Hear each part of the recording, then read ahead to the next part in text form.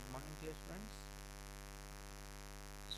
Business services में आज हम ट्रांसपोर्टेशन सर्विस को देखेंगे।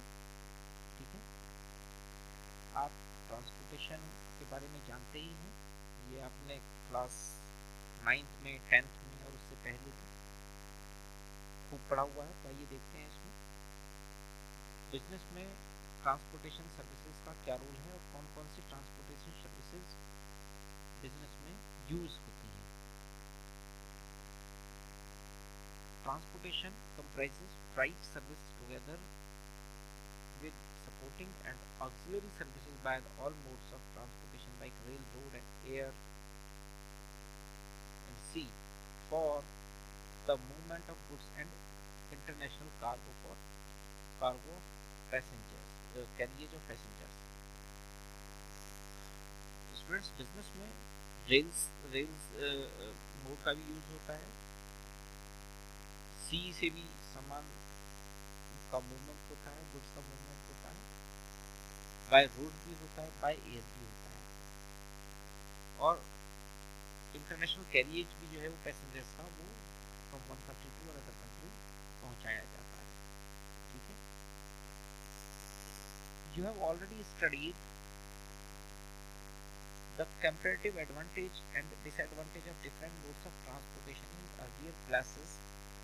Their services are considered to be important for business since speed of essence in any business transaction. Also, transportation removes the hindrance of place.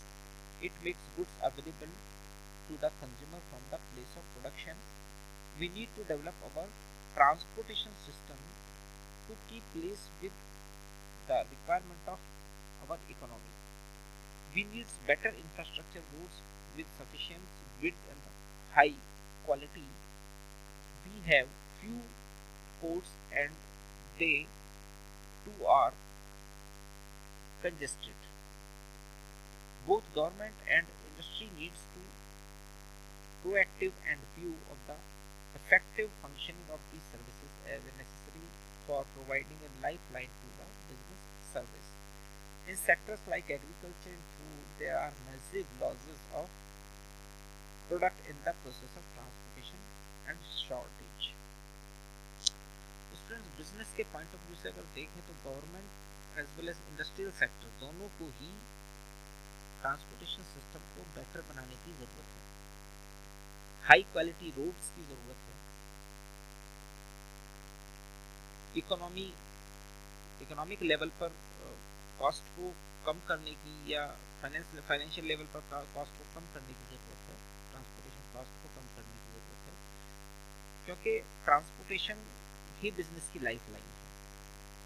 जब transportation strong नहीं होगा, limited time में right time पर goods available नहीं होगा, तो business का कोई मीनिंग ही नहीं रह जाएगा।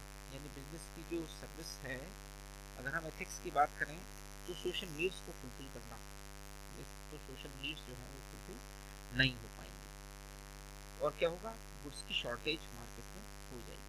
तो ट्रांसपोर्टेशन जिसको हम चैनल ऑफ डिस्ट्रीब्यूशन भी बोलते हैं, इसको स्ट्रॉन्ग करना जरूरी है, लॉजिस्टिक्स को स्ट्रॉन्ग करना भी जरूरी है।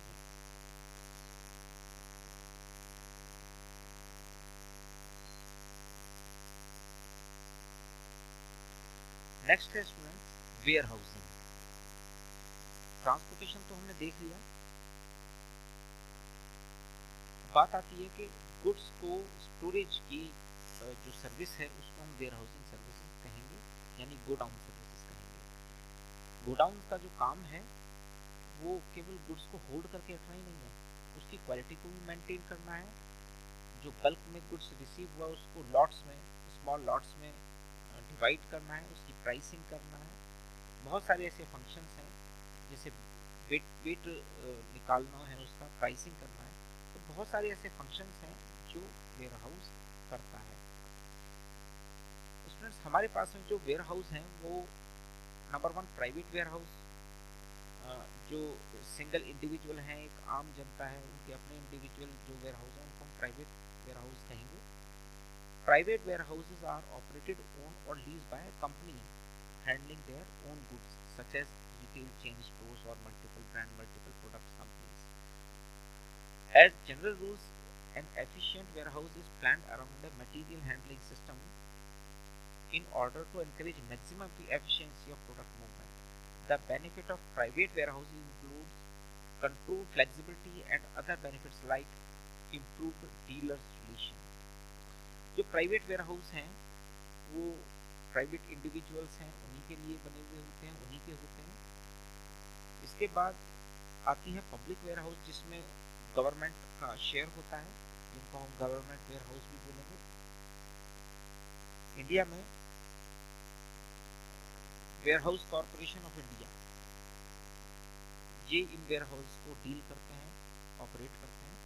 Public warehouse can be use for storage of goods by traders, manufacturer or any member of the public after the payment of shortage fee, storage fee or charges. The government regulates the operations of these warehouse by issuing license for them to private parties. ये जो public warehouse हैं इन पर government का control होता है। The owner of the warehouse stands as an agent of the owner of the goods and is expected to take appropriate care of the goods. These warehouse provides other facilities also like transportation by rail and road. They are responsible for the safety and goods. The small manufacturers find it convenient as they cannot afford to construct their own warehouse. जो भी owner है ये उसकी जिम्मेदारी है, responsibility है कि वो गुड्स को प्रॉपरली केयर करे, उसको उसके वेट को मेंटेन रखे। और जिनके पास में अपने वेयर हाउस नहीं है, इंडिविजुअल्स जिनके पास में अपने वेयर हाउस नहीं है, वो जो वेयर हाउस के ओनर हैं वो उनको इस तरह की फैसिलिटी दें कि उनके गुड्स को स्टोरेज किया जा सके। ठीक है, तो ये थे आपके पब्लिक वेयर हाउस। नेक्स्ट है bonded warehouse. Bonded warehouse are licensed by the government to accept imported goods prior to the payment of tax and custom duties. These are goods which are imported from other countries. Importers are not permitted to remove the goods from the dock or the airport till custom duty is paid. Students, जो ये bonded warehouse हैं, ये इनको भी licence government ही देती है। ठीक है, और इसमें जो गुड्स है वो टैक्स और कस्टम ड्यूटी पेमेंट करने से पहले ही गुड्स इसमें ये लोग रखने की परमिशन देते हैं। ये गुड्स इस तरह के गुड्स हैं जो फॉरेन कंट्री से भी मंगवाए हैं और डॉक पर इनको रखने के लिए, होल्ड करने के लिए प्लेस, प्रॉपर स्पेस या प्लेस नहीं है, तो वो बॉन्डेड वेयर हाउस में इस तरह के गुड्स को स्टोर किया जाता है। Next है government warehouses. These warehouses are fully owned and managed by the government. The government manages them through public organizations set up the public sector. For example, Food Corporation of India, State Trading Corporation and Central Warehousing Corporation, जिसको हम केंद्रीय भंडारण निगम के नाम से भी जानते हैं, तो इसको हम गवर्नमेंट वेयरहाउस कहेंगे। नेक्स्ट है cooperative warehouses. Some marketing cooperative society or agricultural cooperative society have to set up their own warehouse for members of their cooperative society. तो जो cooperative society, इस societies act में जो registered होते हैं organizations, उनके अपने जो members association के जो भी members हैं, जो भी business corporations या industrial units जो उसके member हैं, ये उनके लिए ये इस तरह के वेयर हाउस बनाए जाते हैं, जिनको कोऑपरेटिव वेयर हाउस बोलते हैं। ठीक है स्टूडेंट्स, तो आज के लिए भी बस इतना ही। अपनी नेक्स्ट यूनिट में, नेक्स्ट वीडियो में हम वेयर हाउस के फंक्शंस इस पर डिस्कशन करेंगे। Okay, thank you.